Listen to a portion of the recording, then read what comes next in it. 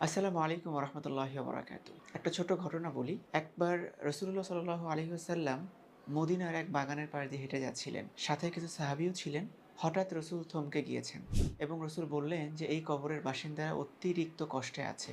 কিন্তু আশ্চর্যের ব্যাপার হচ্ছে তারা খুব সামান্য কারণে কষ্ট পাচ্ছে।" তখন সাহাবীরা জিজ্ঞেস করলেন যে, "কি এমন কারণে তারা এত বেশি কষ্ট পাচ্ছে?" রসূল বললেন, "তারা প্রস্রাব করে পবিত্রতা অর্জন করত না এবং একজনের কথা অন্যজনকে লাগাতো।" সুবহানাল্লাহ! এটা খুব সূক্ষ্ম একটা ব্যাপার এবং আমরা এটাতে অলসতা অথবা মজার ছলে আমরা এই দুটি কাজ করে থাকি। কিন্তু এটার জন্য যে কবরে কত বড় একটা শাস্তি আমাদের হবে এবং শুধুমাত্র শাস্তির ব্যাপারটাও না, ইহকালীন জীবনে আমাদের কিন্তু সামাজিকভাবেও আমরা খুব ঘৃণার পাত্র হয়ে যাই যারা জিনিসটা বুঝতে পারে। তাই এই দুটো জিনিস থেকে আমাদের বেঁচে থাকা উচিত।